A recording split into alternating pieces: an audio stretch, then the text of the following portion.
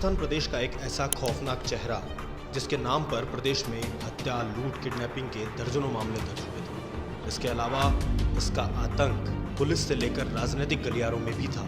आज बात करने जा रहे हैं AK-47 का शौक और किसी को भी मार देने की हिम्मत रखने वाले आनंदपाल सिंह की और उसके पुलिस एनकाउंटर में हुए अंत की।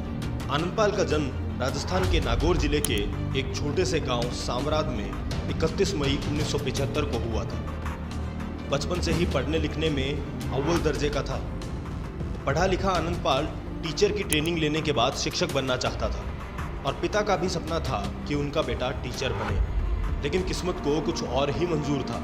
आनंदपाल की जुर्म की दुनिया में जाने की कहानी तब शुरू होती है जब अपने गांव के दबंगों के डर के चलते वो अपनी ही बारात में घोड़ी नहीं चढ़ पाया था। आनंदपाल रावणा राजपूत बिरादरी से था, जिसे राजपूतों की श्रेणी में कम आंका जाता है। वहीं दूसरी तरफ प्रदेश के शेखावटी और मारवाड़ में जाट समुदाय कांग्रेस के समर्थक बन गए थे और राजपूत कांग्रेस के खिलाफ बोलने लगे थे। जाटों ने राजनीति में अपने पांव पसार लिए थे और प्रदेश की राजनीति में अहम स्थान रखने लगे थे। कुछ सालों बाद जाटों की दबंगई खत्म करने और राजपूतों में अपना प्रभाव जमाने की कोशिश हुई। उस दौरान राजपूतों में आनंदपाल सिंह अपराधी के रूप में उभरा। आनंदपाल ने दिन दहाड़े जाट नेता जीवन राम गोदारा की हत्या कर दी। आनंदपाल ने साल 2000 में जिला पंचायत का चुनाव लड़ा और जीत हासिल की।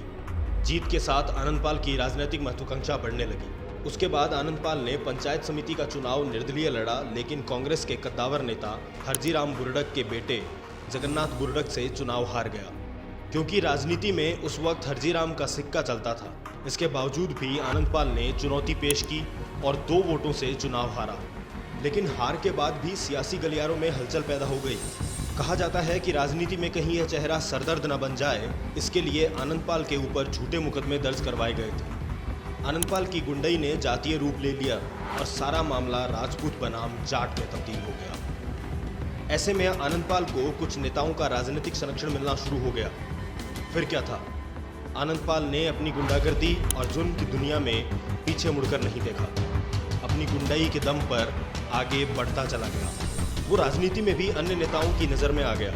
धीरे धीरे आनंदपाल सिंह के गैंग ने शेखावटी और मारवाड़ के एक बड़े हिस्से में शराब तस्करी और जमीन के अवैध कब्जे में अपनी धाक जमा ली। उस पर 5 लाख का इनाम भी रखा गया। उसके खिलाफ 20 से अधिक मामले दर्ज किए गए। डीडवाना में 13 मुकदमे दर्ज हुए, जिसमें 8 में वो भगोड़ा घोषित हो गया। 5 अप्रैल 2006 को आनंदपाल अपने साथियों के साथ मिलकर उस समय के गैंग ऑफ राजस्थान कहे जाने वाले सीकर के छात्र नेता और एक मेल नर्स गोपाल फोगावट की हत्या कर दी। इस मामले में आनंदपाल को जेल जाना पड़ा। कहानी आनंदपाल के जेल जाने के बाद भी खत्म नहीं होती। घटना 3 सितंबर 2015 की है, जब आनंदपाल को पेशी के लिए पुलिस वैन से ले जाया जा रहा था। गाड़ी जैसे ही जंगल के रास्ते से गुजर रही थी, तभी आनंदपाल गैंग के लोगों ने पुलिसकर्मियों पर अंधाधुंध फायरिंग शुरू कर दी। पुलिस हरकत में आती उससे पहले आनंदपाल फरार हो गया। इस घटना के बाद आनंदपाल का खौफ पुलिस में सर चढ़कर बोलने लगा। आनंदपाल को पकड़ने के लिए पुलिसकर्मियों को स्पेशल ट्रेनिंग दी जाने लगी। 3000 पुलिसकर्मियों को चप्पे चप्पे पर तैनात किया गया।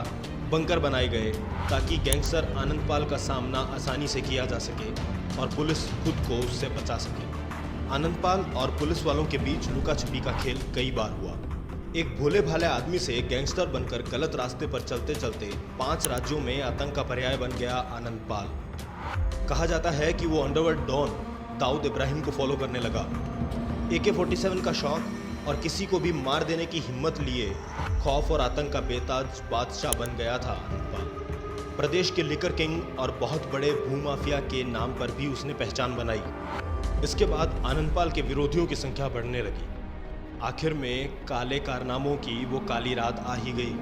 24 जून 2017 को चूरू जिले के मालासर गांव में आनंदपाल पर रात के अंधेरे में पुलिस ने अंधाधुंध फायरिंग शुरू कर दी। आनंदपाल को सरेंडर करने के लिए बोला गया। बंदूक के दम पर आमजन में दहशत पैदा करने वाला इस दिन खुद खौफ से कांप रहा था। आनंदपाल ने भी फायरिंग शुरू कर दी। इस बार पुलिस पूरी तैयारी के साथ आई थी। टीम में स्पेशल ट्रेनिंग लिए कमांडो की गोलियां अंधेरे को चीरकर लोगों के कानों तक गूंज रही थी। धीरे धीरे गोलियों की आवाज़ ठंडी पड़ने लगी और उसके साथ ही ठंडी पड़ चुकी थी खौफ की दुनिया के मसीहा गैंगस्टर आनंदपाल की सांसें। कभी गैंग को साथ लेकर चलने वाला आनंदपाल खून से लथपथ पड़ा था। एनकाउंटर के बाद लोगों का एनकाउंटर को फर्जी बताकर सीबीआई जांच की मांग की जाने लगी। सीबीआई ने जनवरी 2018 में री एनकाउंटर किया। जांच के बाद पुलिस एनकाउंटर को सही ठहराया गया। प्रदेश में खौफ की दुनिया में एक आतंक का अंत हो गया और अपराधियों के लिए छोड़ गया बहुत सारे संदेश। गुनाह कितने भी संगीन क्यों ना हो और गुनाहगार कितना भी बड़ा क्यों ना हो, अंजाम भी वैसा ही होता है। इस तरह से आनंदपाल का प्रदेश में आतंक का खात्मा हो गया।